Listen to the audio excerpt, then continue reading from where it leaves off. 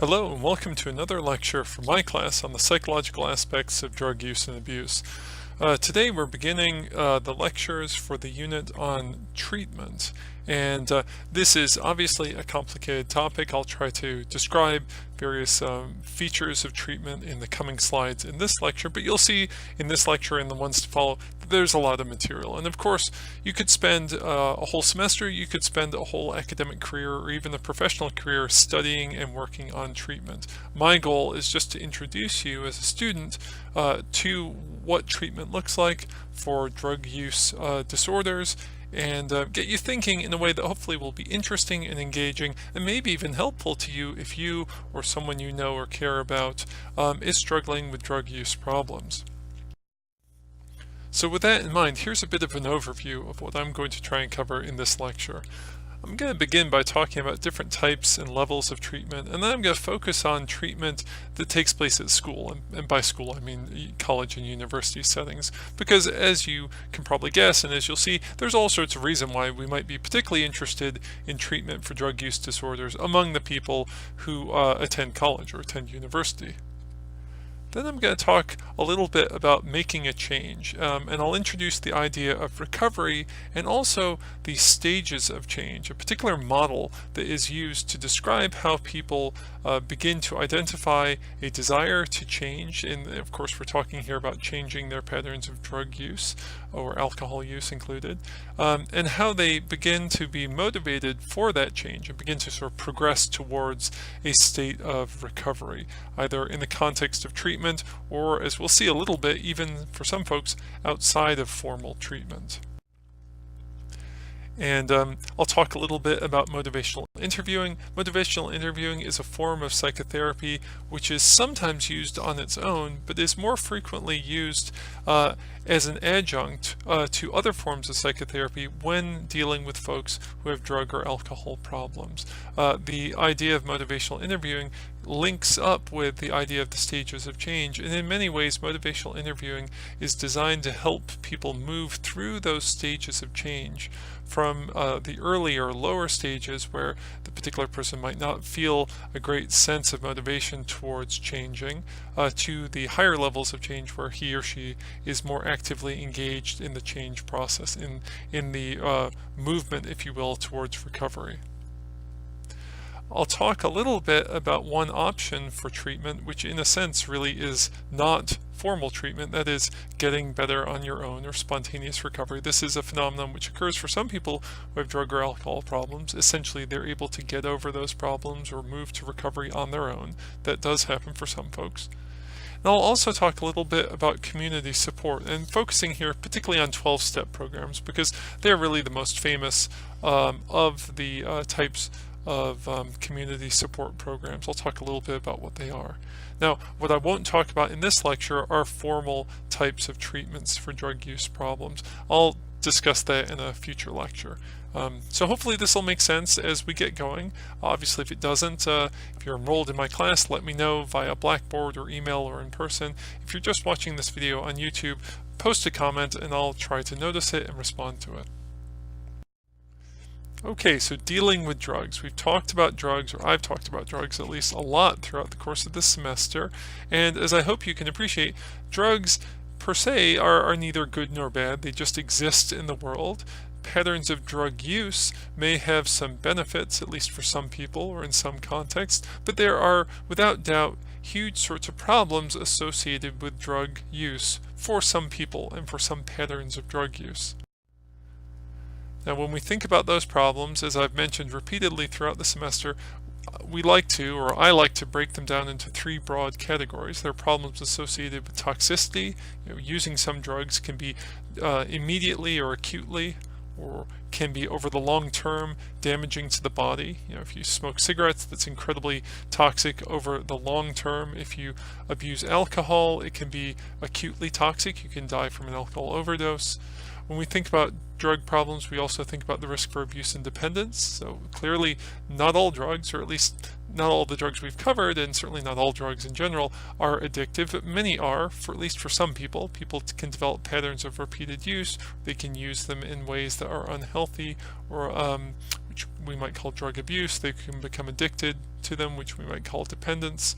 And then there are, for some drugs or some patterns of drug use, I guess I should say, social consequences that are problematic. People who lose social functioning, they are less able to do their work, to care for their family. People get into problems associated with drug use like violence or drunk driving or unprotected sex and so on. So there are all sorts of problems that can go along with drug use, at least for some people, and it's understandable that we want to do something about this. So what do we do? Well, we use the word treatment often in a rather general sense to refer to any of the different things which we might do to address a problem. In this case, of course, a problem associated with drugs or alcohol for a particular person. But really, when we're talking about treatment, it can be useful to break down treatment into two kind of distinct types. There's prevention, which broadly speaking means stopping a problem before it starts. So you can easily imagine, and you may yourself have participated in drug use prevention programs, perhaps when you were a school child. We can also think about intervention as a type of treatment. Intervention is more designed to work with someone who already has some amount of a drug problem, with the idea of interrupting that problem before it can further progress.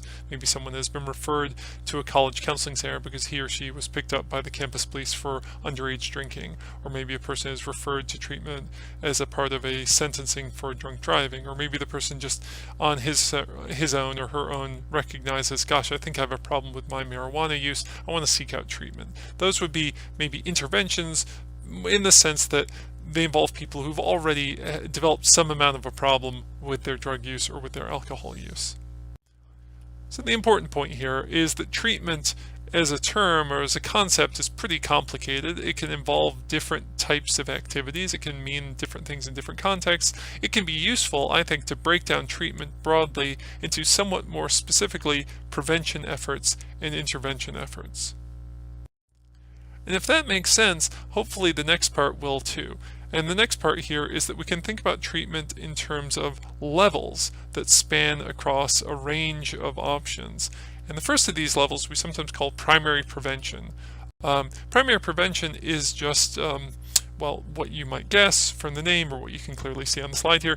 It's efforts at treatment that target people who've not yet started to use a drug.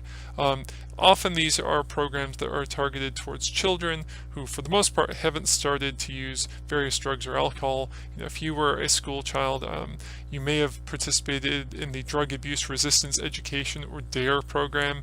It was a long time since I was a school child, but I remember the DARE program. Fun fact, DARE program doesn't have much evidence for its effectiveness. It's widely used. It's understandable that people want to encourage young children to not use drugs, and that's why the DARE program was developed, but the research suggests that it's ineffective, which is a shame, because the goal of the DARE program and other primary prevention programs is to prevent use, to kind of stop patterns of use, which for at least some fraction of all people will be problematic. If you imagine like a room full of school children, I just dropped off one of my kids at kindergarten today. I could look at that whole room, and if I want to think about it, I could imagine that at some point in the future, some of those children are going to start using drugs. Maybe my child will be one of those. I hope not as a parent, but it's possible. Of those students who start using drugs, some of them will have problems associated with their drug use. Now, wouldn't it be nice if we could just prevent all of them from ever starting to use drugs in the first place? That's the goal of primary prevention.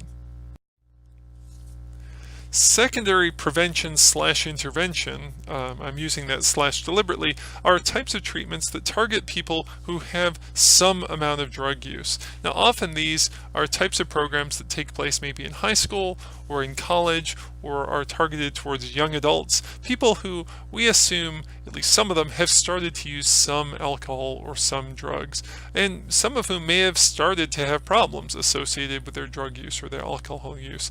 The goal of various secondary prevention intervention programs is to limit the use of drugs, whichever drugs we're talking about, and consequently limit the problems associated with them.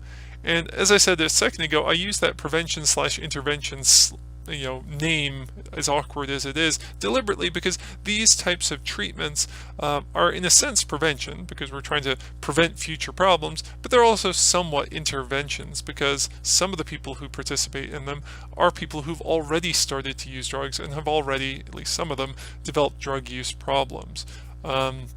As a college student, most of the people I assume who are watching these videos are in my class or are college students elsewhere.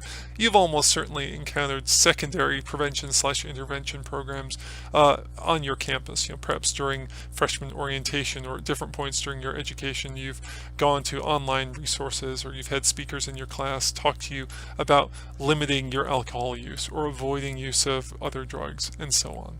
The goal here is to limit use, to limit problems. And at the highest level, or finally, depending on how you're orienting these things, we have tertiary interventions. And these are any sorts of treatments that are targeted at people who already have drug or alcohol problems.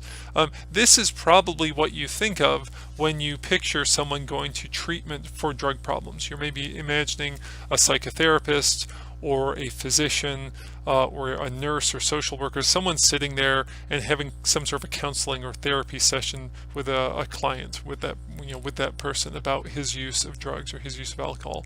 Maybe you're imagining someone getting medications that can be helpful in discouraging their drug use or reducing their craving, or so on and so on.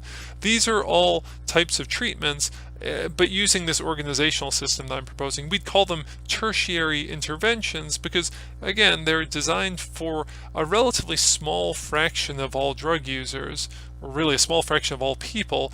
Not all people, not even all people who use drugs, but just all people who use drugs who have also developed problems. Tertiary intervention. So the goal, again, is to reduce, or in some cases to stop using drugs, to become abstinent, and this is important, to prevent relapse. Because as we'll see, relapse, that is going back to uncontrolled use of drugs, is common. It's a feature of drug dependence. It's a feature of addiction. And as frustrating as it can be for the people who relapse and for their friends and family members, it basically has to be expected. Most people who try and quit drugs or cut down on their drug use slip up, and that's unfortunate, and it can be in some cases catastrophic, but it's part of the process.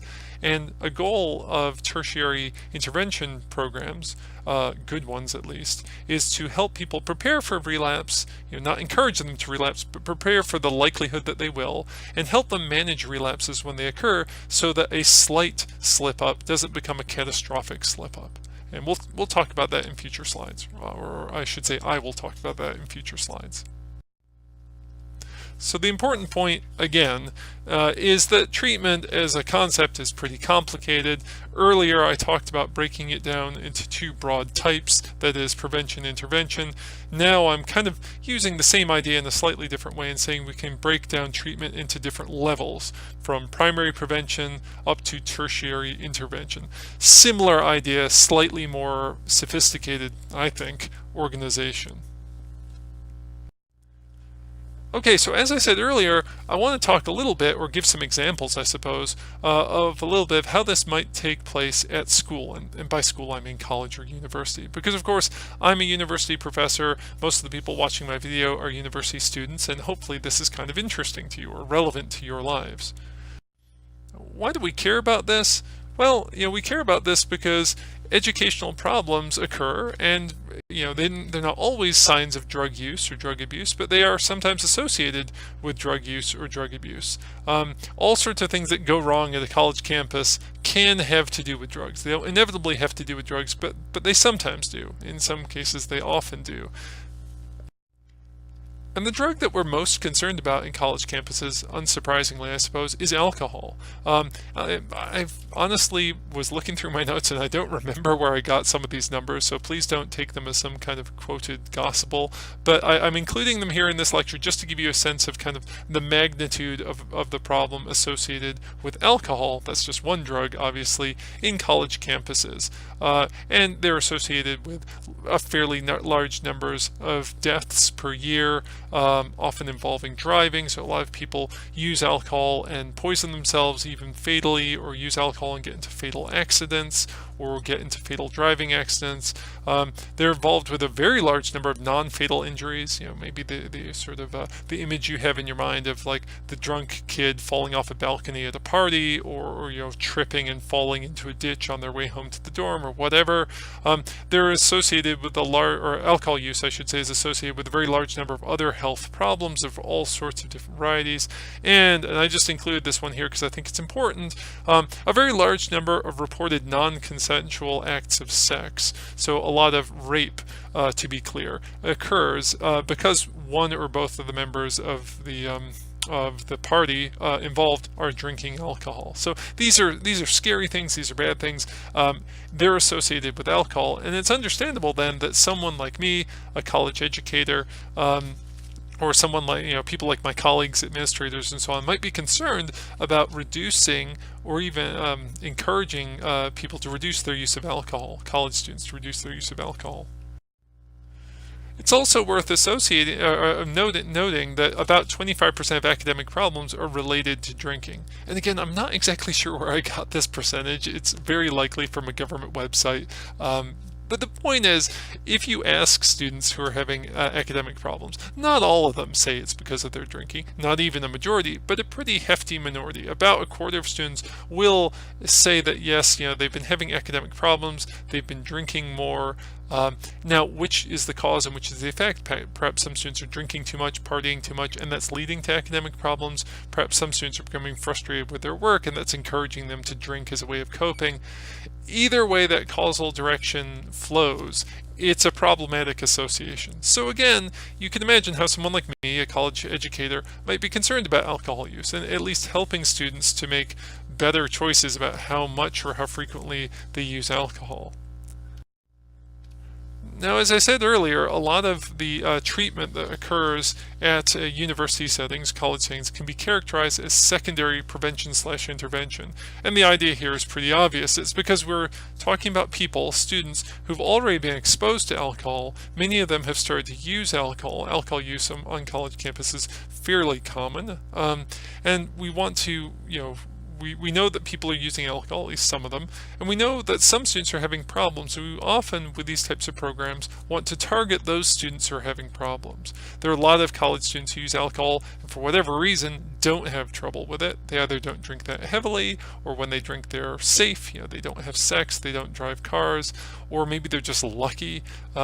We often want to target the people who are having problems, and this is why frequently college drinking offenses that are picked up by college campus police or by residence authorities or by administrators often involve referrals to the counseling center on campus or to the health center on campus for counseling about drug and alcohol use. What this often involves, this type of counseling, especially the counseling that's targeted at people who've been picked up for problems, is often rather brief interventions, not weeks and weeks of psychotherapy, but a few sessions of psychotherapy, sometimes as few as just one, where information is provided about drinking, particularly about the costs and the consequences of drinking, and encouragement is given to do some good decision making around alcohol use. So this is not, again, maybe the stereotype that you can envision or the image you have in your mind from movies and from TV shows of long sessions of psychotherapy and tell me about your mother, tell me about your dreams, let's free associate. No, this is rather practical, kind of straightforward. The therapist, the counselor giving information about what is typical for drug use on campus, what is typical for alcohol use on campus, what some of the negative consequences might be, and giving the client or the student some encouragement to think carefully about these consequences and these costs when next deciding whether or not to drink. A kind of a straightforward form of therapy. And if you're enrolled at NDSU, you already know this probably because I've linked to some of these on Blackboard, but there are all sorts of resources at our university that are designed to encourage people to think carefully about their alcohol use. So here is just a screenshot, obviously, from one of the websites, and you can see here a number of different little web-based apps to measure how much alcohol you are consuming and to calculate how drunk you're getting, to estimate roughly how drunk you're getting when you drink, to estimate how many calories you're consuming, to estimate how much money you're spending on alcohol, all with the idea that if you're curious enough to fiddle around with these apps, you can learn a little bit about the consequences alcohol is having for you. You know, how drunk are you getting? Is that as drunk? Do you want to be that drunk? Is that dangerous for you? Should you not be driving if you're getting that drunk? How much calories are you consuming? If you're trying to manage your weight, you might be concerned about all the extra calories you're putting away by drinking. Alcohol is rather calorific as a food source. You may be concerned or discouraged by how much money you're spending on booze. The point of all of these efforts, and these little online efforts, and there are similar phone-based apps now you can get, is just to give people information, but information that might encourage them to hesitate or to moderate their alcohol use. Another program that NDSU uses, and probably some of you in my class have taken this program before, is called eCheckup2Go. It's just a little course that you do online that gives you, again, information about how much alcohol you're using, how much alcohol your colleagues are using. Are you drinking a lot more than most people? You might be, and maybe that information would encourage you to moderate your use, and gives you information about how you can drink, if you do drink, in a safer way so as to reduce the harm or the negative consequences that are involved. So again, a lot of what happens on university campuses, especially around alcohol, are these kind of secondary prevention/intervention efforts. They're often really brief. They're often targeted at people who need them. Sometimes they're just widely distributed online, but it's designed to minimize or sort of discourage problematic use of alcohol. Of course, they're also on our campus, and probably on yours as well if you're watching from a different school, there are tertiary intervention resources to target students who already have problems. These are things like counseling at the counseling center or psychology clinic on campus, medication consultation at the health clinic on campus, and referrals to community resources for substance use treatment. So if we have people on campus, students who identify themselves or are identified by other people as having real alcohol problems or other drug problems, we might first give them some of these secondary type intervention/prevention measures, but we may ultimately decide to move the person on to something a little bit more intense. And that intense treatment can take place on campus, it often does, but it can also involve referring the person out to treatment at a local psychology clinic or addictions clinic or inpatient hospital even, in an extreme case. If you're a student at NDSU, hopefully you're aware of the NDSU Counseling Center. This is it is what it says it is. It's a center that offers all sorts of different counseling, including things like career counseling and academic counseling. That's super valuable to students, and I strongly encourage you to take advantage of it. It's free. You've already paid for it in your student fees. But the Counseling Center also offers counseling and various forms of treatment, what we might call sort of tertiary intervention for mental illness, anxiety, depression, and drug and alcohol use problems. So they are there. If you're on campus at NDSU, hopefully you already know about these folks. If you're not, you owe it to yourself to at least check out their website. There's a lot of information there. Some of it may be very interesting to you. Hopefully most of it will be. So I mentioned before that at college campuses there are different types of treatments. Some of them we might call sort of secondary prevention intervention, some of them we might call tertiary intervention. I just want to highlight one of them right now that takes place on a lot of college campuses, including our own. That is brief alcohol and screening intervention for college students, or BASICS, a rather awkward acronym, but there you have it. This is a brief counseling module. It's probably kind of at the secondary prevention intervention level, if we want to use that kind of levels type analysis. It's for people who've been identified or have self-identified as having alcohol problems, and as I described earlier, it's really meant to provide information about alcohol use, educate people about some of the effects that alcohol has on their body or some of the risks that alcohol can pose for them, and to, in this way, encourage people or motivate students to reduce or even stop using alcohol. You can ask the very obvious question, does this work? If you look at basics type programs at different college campuses, generally speaking, do they have positive outcomes for people's alcohol use when compared to no treatment or when compared to other treatment? There is a literature out there of experimental studies that look at groups of people who go through these types of treatments and compare them to groups of people who do not, and then those folks are compared on their level of alcohol use, their attitudes towards alcohol, their knowledge of alcohol, and so on.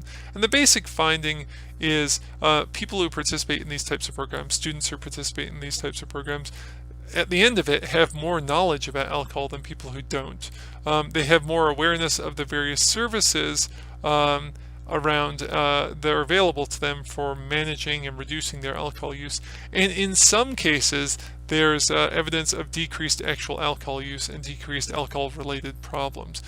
This isn't entirely the case all across the board. The literature is fairly mixed, and the unfortunate truth is that it's very difficult to get young people to stop drinking, and especially stop drinking heavily. The whole problem of binge drinking on college campuses is a big one, and it's been around for a very, very long time, and it's very hard to move or shift, if you will. So programs like Basics probably help people become a little bit more knowledgeable, a little bit more motivated. They don't, unfortunately, produce drastic reductions in alcohol use. So important points here, drug use, and really I should say here alcohol use in college is a significant concern because this is an age range of people who tend to use alcohol and other drugs more frequently than do other people. That kind of 18 to 25-year-old age range is the high drug use age range just for most drugs, especially for alcohol. And we have all sorts of educational and kind of functional problems that seem to be associated with drug use, especially alcohol use. It's not just that college students drink, it's that they often drink in dangerous ways, or they drink in ways that involve risks to themselves, like binge drinking, like drunk driving, like having unprotected sex, like getting into accidents or fights, and so on. There are treatment options, including various sorts of secondary prevention intervention measures, tertiary intervention, and these treatments work sort of. They tend to increase knowledge. They can have some increase or lead to some increase in motivation to become more controlled in alcohol use, but they don't, generally speaking, produce big differences or big reductions, I should say, in alcohol use. Why is that? Treatments, maybe they're not good enough, they're not long enough or intense enough, or maybe it's just very hard to get people who are in that age range and at that point in their lives to not use alcohol and not use it in an often unhealthy way. I mean, to be perfectly blunt, I can't help but think back to my own time in college, and me and most of my friends drank, and when we drank heavily, and we tended to binge drink, and we did all sorts of dangerous things associated with that. I'm not proud of it. If I had it to do over again in my life, I would. I encourage my own children when they get to college, if they go, to be very careful about alcohol. But it's a hard problem to fix. It's an age range in our culture in America that tends to be heavy drinking and heavy drug using. And as an educator and as a clinical psychologist, I'm sort of sober, no pun intended, in my awareness of how hard it is to change that. All right, well, with that somewhat depressing coda to the last part of my lecture, let's move on and talk a little bit about making a change. Let's assume that after learning a little bit about what treatment looks like and maybe focusing a little bit on the examples of college or university campuses, let's step back now and just think more generally about what change is. And here, of course, we're specifically talking about changes in alcohol use and changes in drug use. When we talk about change, we often use the word recovery. You've almost certainly heard that term in advertisements for mental health services, especially drug addiction services. Service will help you move towards recovery, help you recover from drug and alcohol problems. This word recovery is thrown around a lot, and it can sometimes seem kind of vague. when we use it in this class, or when I use it, we're really talking about making a change, and making a change towards more successfully managing your drug use or your alcohol use. Now that can mean stopping drug or alcohol use, abstinence, becoming abstinent. Making a change towards abstinence is recovery for some people, but it can also mean moving towards controlled use. So for some people, they don't want to or feel that they're unable to stop using alcohol, but they may be comfortable having controlled use of alcohol, drinking occasionally but not heavily, and not engaging in dangerous behaviors when they do drink. That could be recovery for some people. Recovery, that is making a change towards successfully managing drug use, may be the result of treatment, or it's certainly the goal of treatment, but as we'll see in a little bit later in this lecture, it doesn't always involve formal psychological treatment. Again, this kind of hinted at this point earlier, but I'll make it a little bit more clear. Recovery, if we think about recovery as making a change towards healthiness, especially healthiness around drug use, it's a pathway, or we can think of it like a pathway, use it like the metaphor of the long and winding road, or maybe the long and winding road plural. There are different pathways for different people. Different people are going to get to recovery by different pathways. And we have to be aware of that and plan for that if we're educators or providers of healthcare. So some important points here. Recovery is just making a change back towards healthiness, and here we're talking specifically about healthiness around drug and alcohol use, which can involve stopping or just controlling drug use, improving functioning, meaning like using alcohol or using drugs in a way that's relatively safe versus relatively harmful, overcoming problems that drugs and alcohol have caused in your life, in your social life, in your work life, and so on. I didn't mention this already, but it's worth mentioning now. People who work in the area of treatment and people who talk about recovery often describe it as kind of a lifelong process. Not to say that you are always considered an addict or a drug-dependent person. Some people hold that view. Many people, myself included, do not. But even those of us who don't think of addiction per se as a lifelong problem, many of us think of recovery as this process that you're always engaged in. You're always kind of trying to live that healthier life, whether that's without alcohol or moderately using alcohol or without using marijuana or having quit using cocaine or so on. It's something you're kind of working on. And you have an awareness, if you're the person or if you're the treatment provider, that relapses and stumbling back into use can happen. So with some of those ideas in mind, let's ask the question then, well, how does recovery happen? How do people proceed down these potentially many different paths towards a recovered state? Well, this is kind of a flow chart that I picked up from an old textbook that I used to use in this class, and it's not perfect, it's not the only way of representing this information, but I think it's reasonable. If you look on the left of the screen, you can see that we start with the recognition that one has a drug or alcohol problem, however that occurs. You kind of come to that point in your life and you think, oh, maybe I need help, maybe I have problems with how I'm using alcohol, maybe I really shouldn't be smoking cigarettes, maybe I smoke too much marijuana, whatever. From there, as you can see, if you kind of slide somewhat to the right, some people quit, not always to say quit, but some people manage their recovery on their own. Some people manage their recovery through self-help groups, and some people go to professional treatment of one sort or another. And I want to talk about those options a little bit later. But first, let's just focus on that box that's on the farthest left, this recognition of a problem. Well, what happens when people begin the road or begin moving towards recovery? Well, there's some sort of recognition of a problem, the development of motivation to make a change, like, gosh, I recognize that I have a problem with my cigarette use. I can feel like I want to make a change in this. The person then makes a change. They actually reduce or quit smoking, let's say, reduce or quit using alcohol, and then they maintain that change over time. They maintain their not using alcohol or their controlled use of alcohol over time. This kind of we might sort of describe however you get there, whether it's on your own, through a self-help group, or through formal treatment. It involves kind of these steps. As I described earlier in the lecture when I was kind of giving an overview, there is a model, a kind of a set of ideas called the stages of change, which are just that. They're a description of the process that users usually go through when trying to make a change, when trying to progress towards recovery.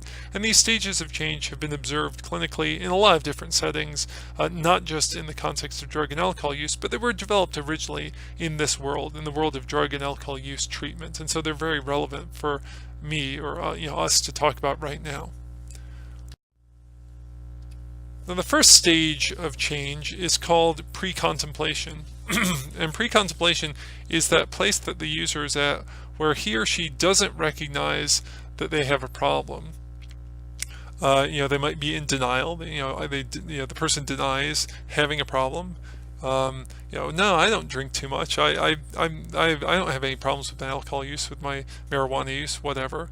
Or they may be very resistant to being told what to do. They might have some inkling of a problem, but they get very angry or hostile or reactive when other people, friends, family members, clergy, whoever, tell them that they might have a problem with drugs, might have a problem with alcohol. So a person in the pre-contemplation stage might not really recognize they have a problem, or they might recognize that they have a problem, but they have a low or they don't have serious intention to change.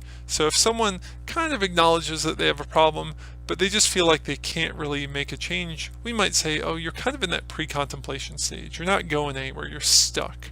And you may be stuck because of a sense of low self-efficacy. Like you recognize you have a problem, but you don't really feel like you can do anything to change it. Like I know I drink too much, but I can't stop that. Why should I even try? A person in this type of pre-contemplation might have a loss of hope. Like the future's not going to get better, so what's the bother in even trying to change? Whether the person is denying the problem, not recognizing the problem, or recognizing it but feeling powerless to change, we might say they're at a pre-contemplation stage. They're stuck, or at least they're idling before starting to move. If we move forward, we get to the contemplation stage. This is where the user recognizes a problem, recognizes that he or she has a drug or alcohol problem, and begins to consider making a change. So the person acknowledges, like, yeah, maybe I do drink too much. Maybe that is causing problems for me. I'm not sure. I'm not totally convinced, but I'm at least entertaining the idea in a way that acknowledges the possibility of changing. If you or if the person we're imagining is at that point, then we say that they're in contemplation because they're literally contemplating. They're thinking about doing something. Now, it's common at this stage of change for users to feel ambivalent. Ambivalence just means the holding of two contrary intentions or contrary feelings. So in the case of drug users, people who are using drugs, they might have a lot of feelings or reasons for wanting to change. Like, gosh, I feel like I'd be a happier person if I didn't drink too much or drink as much as I do. I feel like I would get along better with my friends and my family if I didn't drink so much. But at the same time, they have reasons for not changing. They may feel like, well, I kind of need to drink as a way to cope with all the stress in my life, or I feel like drinking is the thing that I should be allowed to do. I'm a grown-up, I can make my own decisions. I feel like I shouldn't have to change. Why should I change just because other people are uncomfortable? So this is ambivalence. This is having mixed feelings or contradictory even feelings about making a change. It's not always the case, but it is commonly the case that people who are in the contemplation stage of the stages of change feel ambivalence about their drug use, or feel ambivalence about changing their drug use. Assuming that the person overcomes that ambivalence and kind of moves forward, gets a little bit more committed, we can say that he or she is in the preparation phase. This is where the user has decided to change and is beginning to make plans. How am I going to change my drug use? People who study tobacco use, especially cigarette use, and treat cigarette use, often encourage the use of a quit date. So if someone has recognized that they have a problem smoking, they're addicted to nicotine and cigarettes, they've gotten through their ambivalence in their contemplation stage. They're no longer in pre-contemplation, they're no longer in contemplation, they're now starting to plan.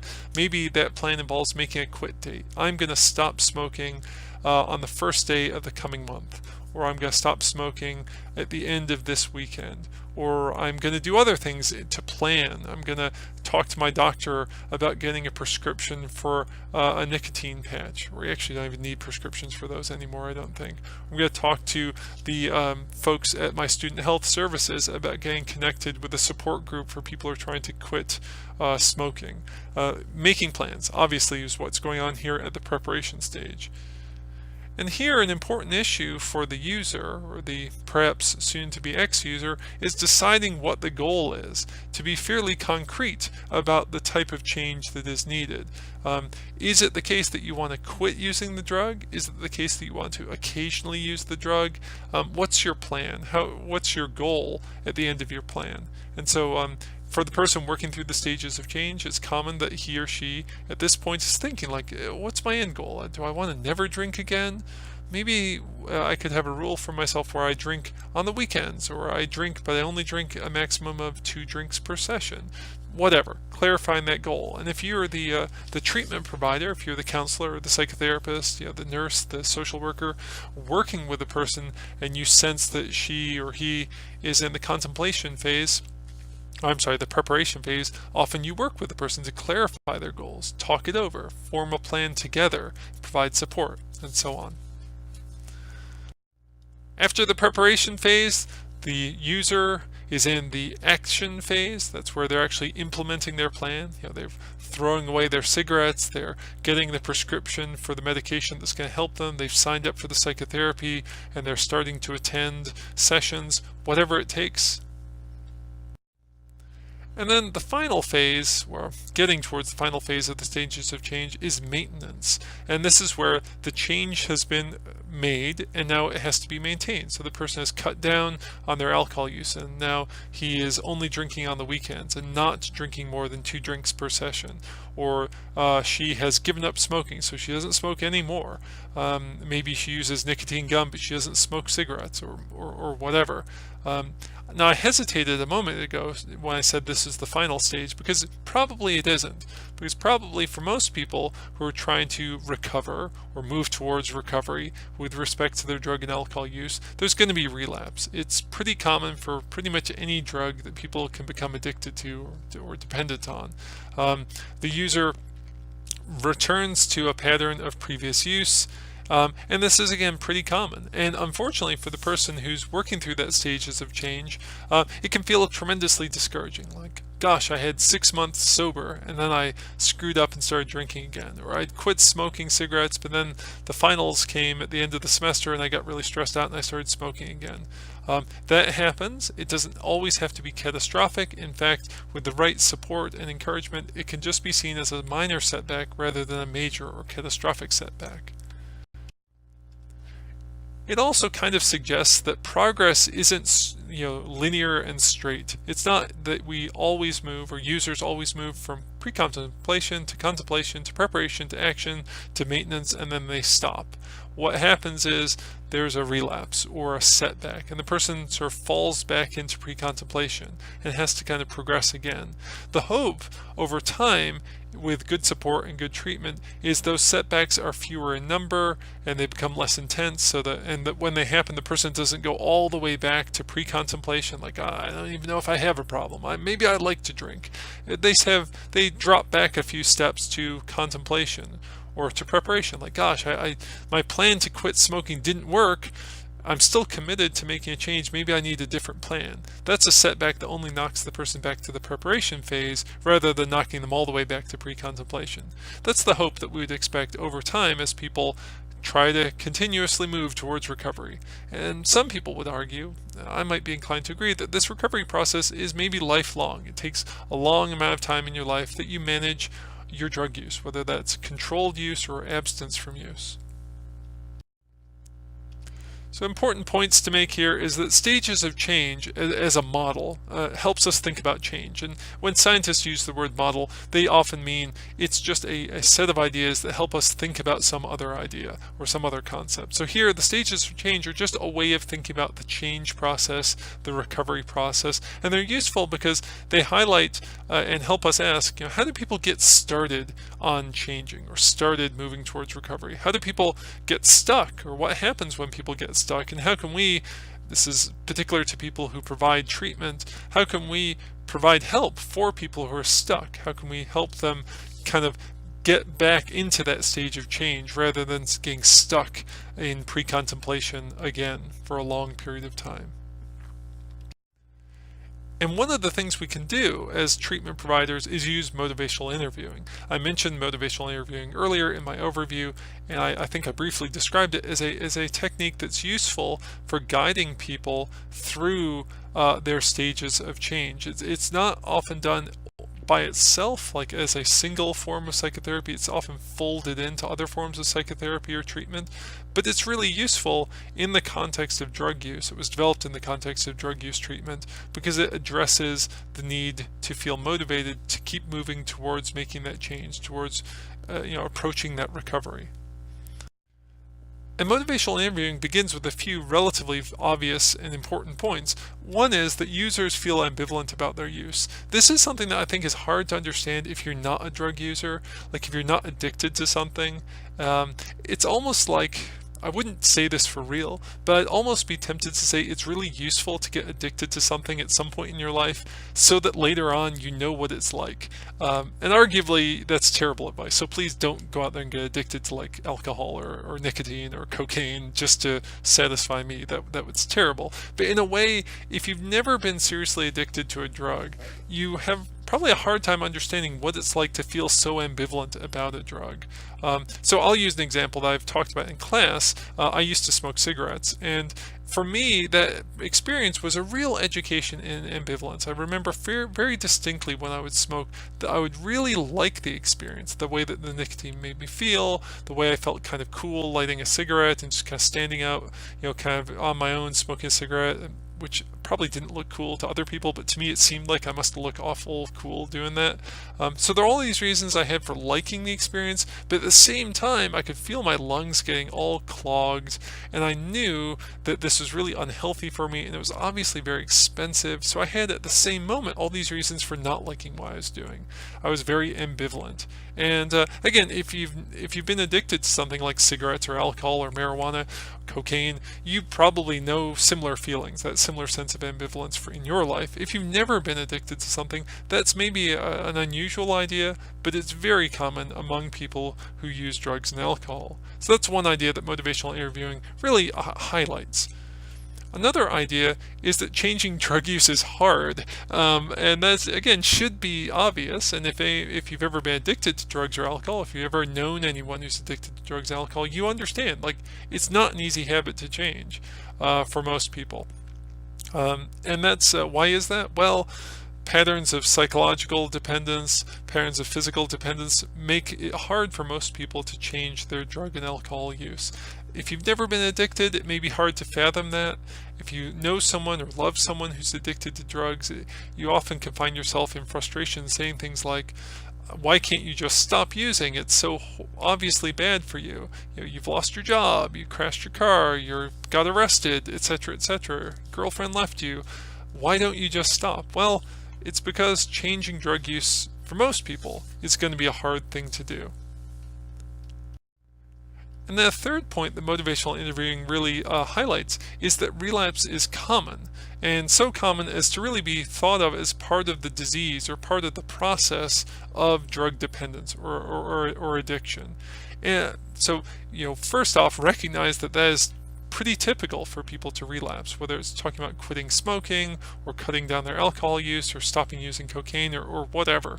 If you can get addicted to it, you can struggle to get unaddicted, and you can often relapse in the course of that struggle.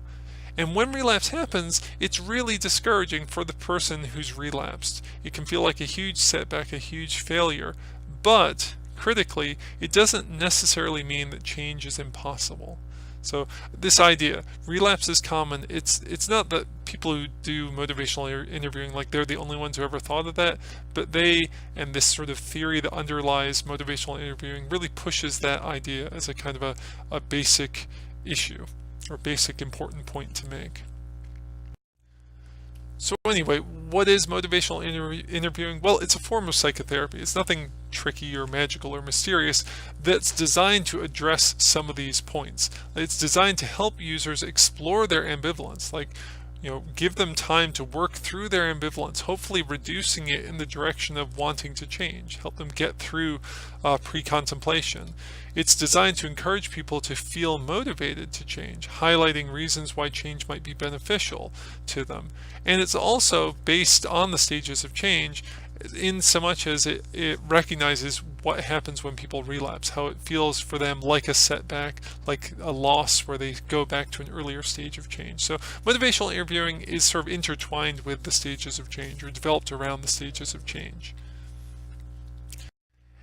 And it's a form of psychotherapy that, among its tools, uses empathy, or expressing empathy, as a real cornerstone, or a real, I guess, to mix metaphors, a real main tool, a technique that you can use to help people move through their stages of change. Now, empathy as an idea is something you've certainly heard about before, but the way psychologists and other mental health professionals use it, empathy means understanding another person's feelings, not necessarily agreeing with them or thinking that they're right, not necessarily feeling those same feelings yourself, but just understanding what that is like for that person.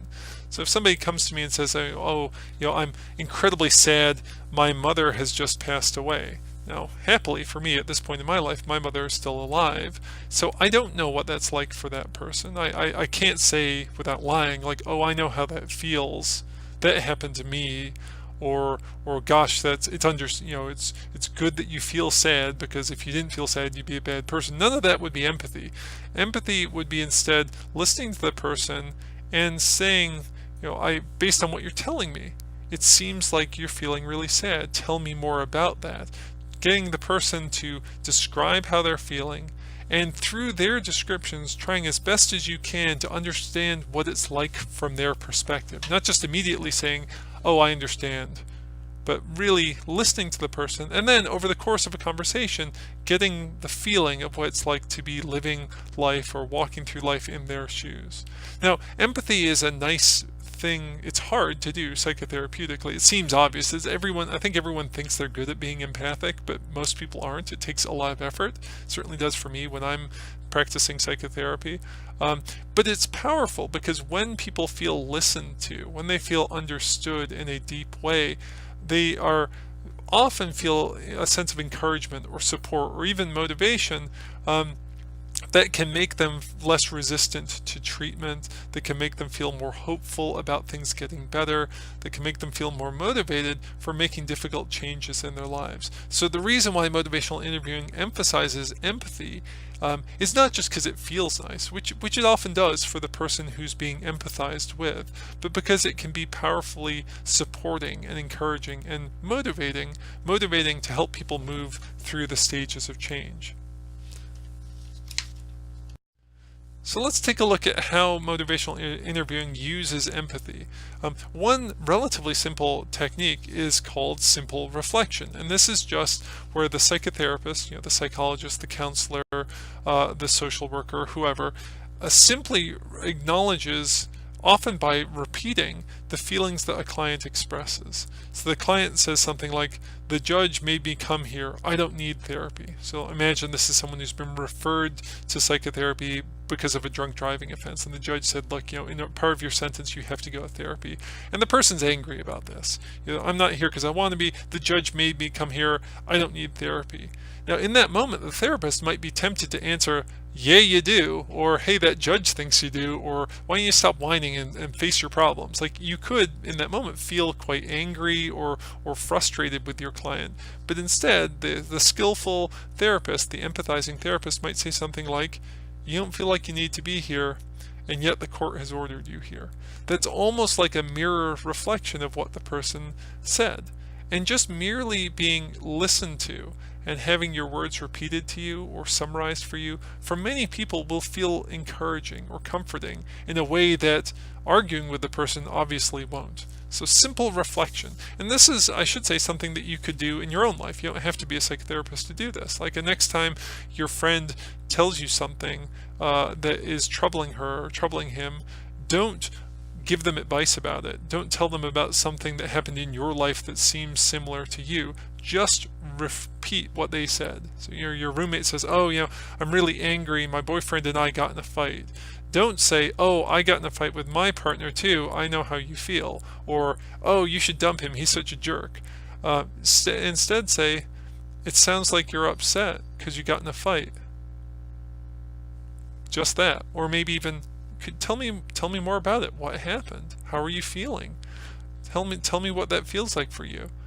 Simply reflecting and maybe giving a little bit of extra nudge there will probably make your roommate or whoever you're talking to feel much more willing to talk and more open to talk, and maybe even a little bit more hopeful about his or her problem than would be the case if you just gave them a bunch of advice or told them about your problems, which is almost never helpful for anyone. Here's another example. The client says something like, I don't have a drinking problem, I just drink to relax after a hard day's work. Again, the therapist in this situation might be tempted to say, hey, you do have a drinking problem. You're always getting blacked out. You've got arrested a bunch of time. Your wife divorced you. Instead, rather than arguing, the therapist says, you have a tough job, and drinking is one way that you can relax when you're done working. Now, the therapist might not agree with that. The therapist might not agree personally, privately, that the client has a hard job or that drinking is a good way of relaxing. But for the purposes of increasing empathy, of expressing empathy, that therapist is using a simple reflection to build up a little sense of empathy and understanding. Next technique, or I shouldn't say, another technique that motivational interviewing involves is developing discrepancies. And a discrepancy is really just a difference, right? It's a difference in this case between how the client wants to live and how they're currently living, especially with respect to their alcohol use or their drug use.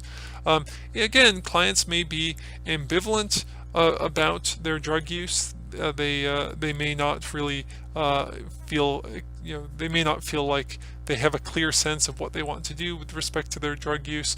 One way of helping them on their own kind of discover a sense of motivation is to just highlight the discrepancies which may exist between how they're currently using drugs and how they are, might ideally want to be using drugs. Well, how do we develop discrepancies? How do we help a client see those discrepancies? We can't just tell the client like, hey, you say this, you say that, but you're really doing this in your life. There it is. Just throwing stuff at clients often, and this is not just true of alcohol use and drug use treatment, but generally speaking in psychotherapy, just giving people advice, telling them what to do is not helpful. It feels helpful to the therapist, it feels like you're doing your job, but for the client, the person hearing the advice, it often doesn't quite sink in or doesn't quite click. So instead, what a motivational interviewing therapist might do is something like amplified reflection, where you carefully, emphasis there, exaggerate the client's feelings so as to highlight a problem that they're having. So the client says something like, I just couldn't give up drinking. What would my friends think? Now, assuming that up to this point the client has empathized and been supportive, perhaps used a lot of reflective listening, so we're in kind of a safe and trusting place, the skilled therapist might at this moment choose to kind of push in a little bit by saying, yeah, it sounds like you couldn't handle your friend's reaction if you quit drinking. That's a little bit of a push, a little bit of a poke that's designed to exaggerate the or highlight a problem that the client is having. The client wants to reduce his alcohol use, but he isn't reducing his alcohol use. An obstacle is the sense that maybe his friends, how his friends think of him would be, would prevent him or would block him from reducing his alcohol use. And by carefully exaggerating that, hopefully the client can see that, hey, I shouldn't let my friends' attitudes dictate my behavior. Who cares if they get angry at me? Or maybe even, no, they wouldn't be that angry or disappointed, and I could handle it either way. You don't do this on the first day, in the first session, in the first conversation, but this is something after empathizing, after laying that groundwork, the skilled therapist can move in a little bit with an amplified reflection to help develop some discrepancy or highlight a problem that might motivate the client then to move forward in his or her stages of change and move towards recovery. Another technique is double-sided reflection. Here, you acknowledge what the client has said and you carefully present the other side. This isn't arguing with the client. And again, this isn't something you do on the first day. It's after you've laid a groundwork of just basic empathizing. You can gently highlight other options. So the client says something like, I know I need to quit smoking, but I really need it to cope with stress. So the the therapist says, on the one hand, you want to stop smoking. So that's empathizing. That's almost, if you stop there, that's just a simple reflection. And on the other hand, you really need something, slight emphasis there, to help you cope with stress. You're kind of presenting the other side, like there could be some other way for you to cope with stress. It doesn't necessarily have to be smoking. Now it's tempting as the therapist to say like, oh, you know what you should do? You should just go to the gym every time you want to smoke a cigarette, because that'll be something else you can do to cope with cope with stress. Or let's make a list of all the things you can do to cope with stress. Do yoga, to paint pictures, take a walk with your dog. That's not bad, but jumping into that immediately often will shut down the conversation and stall the therapeutic progress. Carefully, lying in wait, like waiting to kind of spring the double-sided reflection at the right time is, I think, part of the skill, part of the art of being a good therapist, especially in the context of motivational interviewing. You're waiting for the right moment to gently highlight other options, and then hopefully the client's going to think for herself or himself, wait a sec, I do need to cope with stress, and there are things in my life. What about if and then the client starts to generate the ideas. And those ideas will seem more meaningful and more likely and more potent if the client comes up with them himself or herself, rather than if you, the therapist, just kind of rattles them all off like a list for her or for him.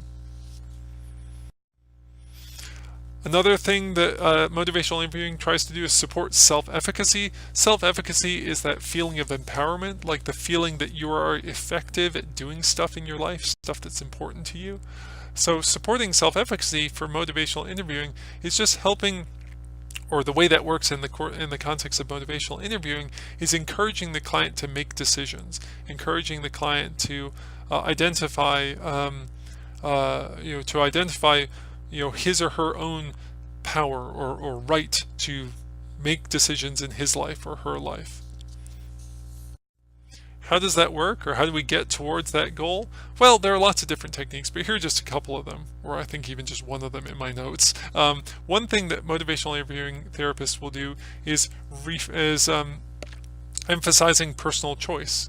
They'll say the client will say something like, what if I tell you I don't want to quit? Like the client's trying to pick a fight with the therapist, draw her into a conflict that, you can have a debate if you want, but it's not going to be therapeutic. It's not going to help the person make progress. You'll just waste the session arguing about whether the person should or shouldn't quit drinking, or should or shouldn't quit smoking. So instead of getting into a fight about it, which would be a waste of everyone's time, the skillful motivational interviewing therapist says, hey, you're a free person and it's your choice. I couldn't make the decision for you even if I wanted to, and I don't want to. I'm not here to tell you what to do. You're emphasizing that the choice for change, the choice for recovery is, of course, fundamentally the client's. Now, as the therapist, of course, you wish that the client is successful in reducing his alcohol use, or reducing his cocaine use, or stopping using whatever. And you work really hard to encourage him or encourage her, and to guide him or to guide her, but you can't do it for them. And you want to let the client, in a supportive way, know that you can't do it for them. You don't fire back at them like, hey, to hell with you. It's your life, your problem. I don't care. I'm getting paid either way. I mean, privately in your own mind, you may be very tempted to say these things, but if you're a skillful or even somewhat skillful therapist, you don't say those things. You privately think them, and then you choose a better choice. You say like, hey, it's your decision, client. I want to help you, but I can't make this decision for you, and it's not my place. It's not my right. It's your right. Another technique that motivational interviewing uses to increase or support self-efficacy is reframing. And this is a kind of a gentle offering of a new perspective. Now again, you don't do this on the first day, you don't do this on the first session, you do it after you've built up some support, built up sort of a foundation of empathy, if you will.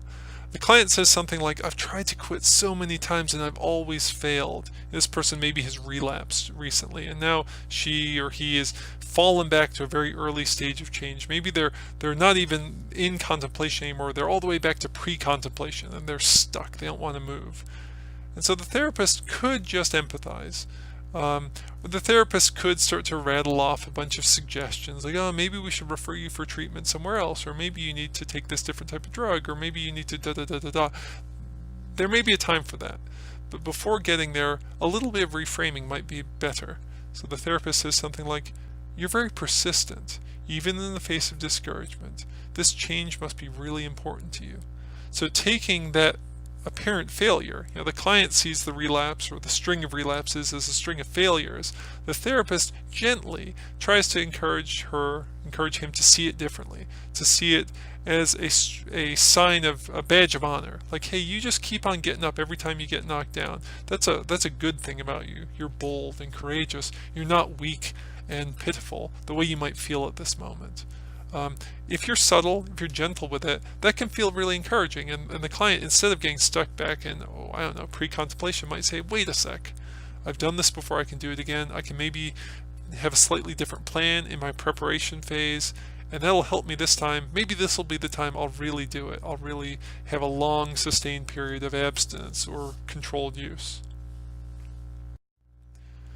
So you might ask all this, this may all sound very good to you, like, oh, does this, but you may wonder, does this work?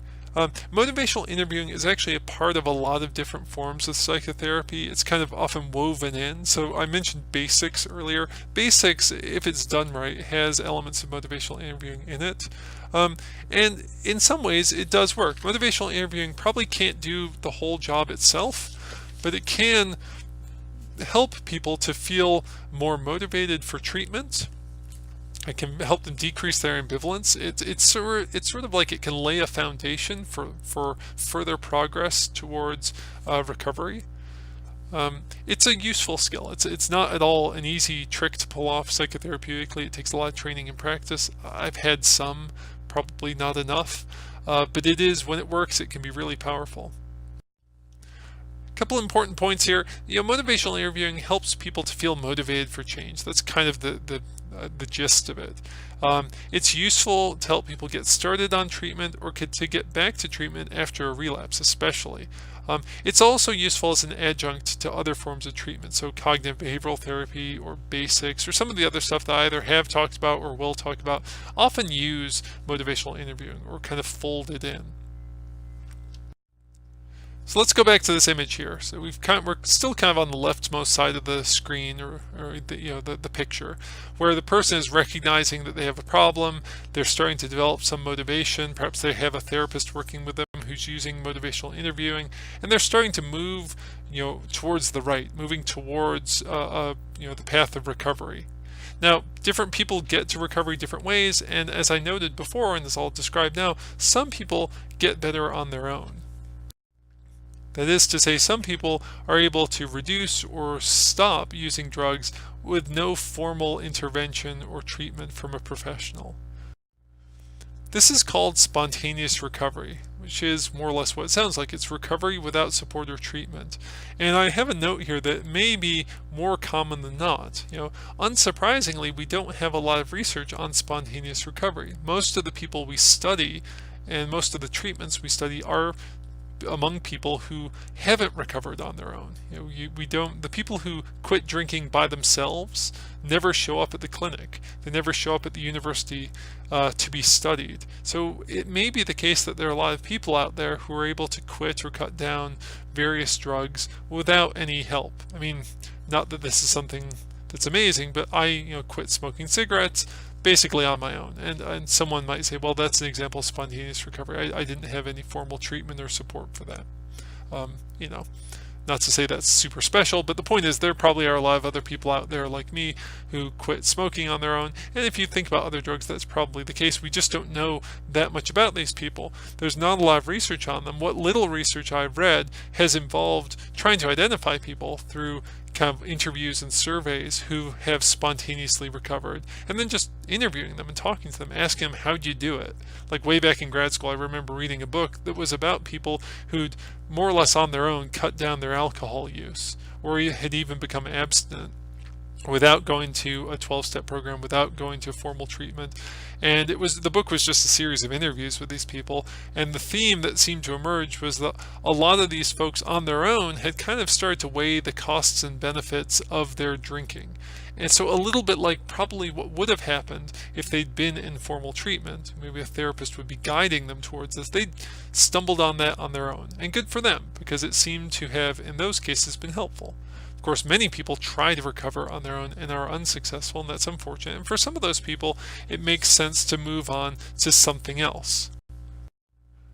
Now, one option for that something else might be a community support group. And there are many different forms of community support group that take place, all over the country, at all times of day, and have for a very long time. I'm going to focus on just one type of community support program. I'm focusing specifically on Alcoholics Anonymous and other 12-step programs.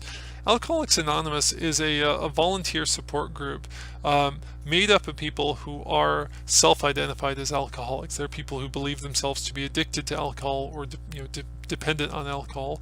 And what they do is they get together to have meetings every day to provide each other with encouragement to maintain abstinence from alcohol. The goal of people in Alcoholics Anonymous is to not use alcohol at all. Groups of AA members often have senior members or veteran members, people who've been there a long time and have maintained sobriety, which is what they call it, abstinence from alcohol use for long periods of time, and they often serve as mentors or sponsors to the newer members. We call these 12-step programs because Alcoholics Anonymous publishes kind of a book that represents its approach to recovery that involves 12 particular steps. And it's not super important that I go through all of them right now, but thus it's called a 12-step program. And many other programs which are modeled loosely on Alcoholics Anonymous, we also just call 12-step programs because of their similarities. Now, Alcoholics Anonymous is a religious movement in the sense that it sees belief in God as a necessary or at least important step towards recovery. So users, alcoholics who are in Alcoholics Anonymous, acknowledge their powerlessness to control their alcohol use. If they could control their alcohol use on their own, they wouldn't be there, but they are there. Therefore, that means they can't on their own not use alcohol, and thus they have to place their trust in God. Though the common, or I should say the current language in AA is God as we understand him. So there's not necessarily a claim to like a Judeo-Christian God, but some sort of higher power. The reason being that users are thought to be incapable without this higher power of controlling their own drug use.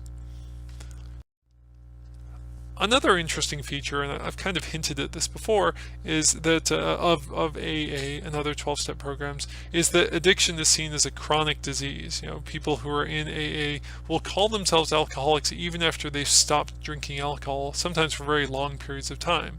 They'll say that they're just, they're still an alcoholic, or they'll say things like, I was an alcoholic even before I began drinking. The idea or the assumption is that there's some basic deficit or liability in their makeup that makes them susceptible to becoming addicted to alcohol, and that thing remains with them forever.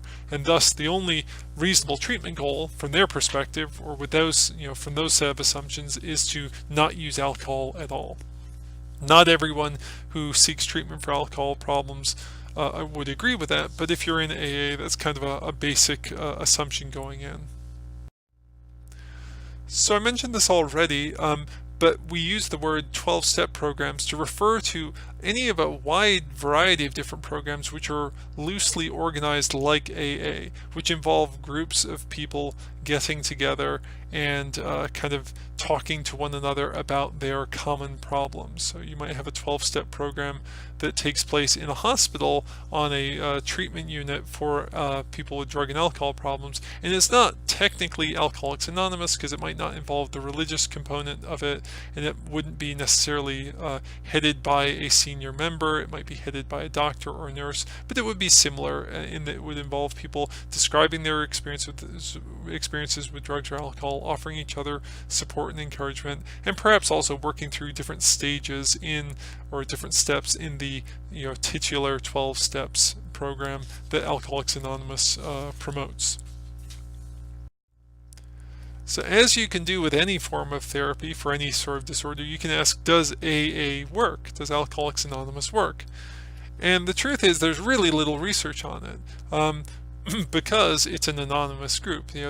If you join AA, you don't disclose necessarily that you're in AA, and you certainly don't describe anyone else in AA to people outside of the group. So you don't tell your wife, like, oh, you'll never guess who I saw at AA tonight. Oh, it's our neighbor Bill, he's in there too. No, it's meant to be anonymous, and that's understandable. People feel an enormous amount of shame about their drug and alcohol use, and they want to maintain anonymity. That's probably good for many reasons. It makes it really hard to do research on AA because the organization doesn't like to gather data or disclose data about its users. Some research has been done trying to estimate the levels of recovery in members of Alcoholics Anonymous, and there's some evidence to suggest that they are not particularly high, that people aren't particularly successful at recovering from alcohol addiction in Alcoholics Anonymous, maybe no more so than they would in other treatment programs.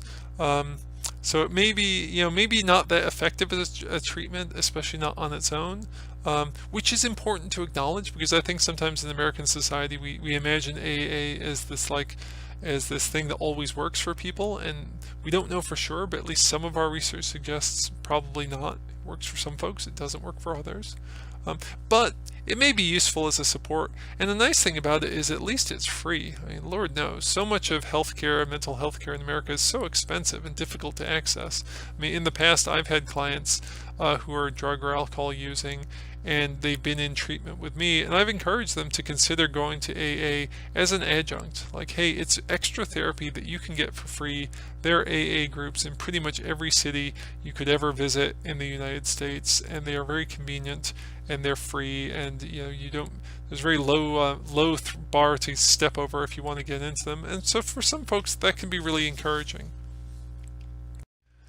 You can also ask a related question: do 12-step programs work? That is, do programs that are like AA, although not technically AA, and that are done maybe in a hospital or in a prison or a VA, do those work? Because those you could study because they're not anonymous. They're not technically part of Alcoholics Anonymous. Here the research is mixed. Some elements of these 12-step type group support or community support programs seem to be helpful to recovery.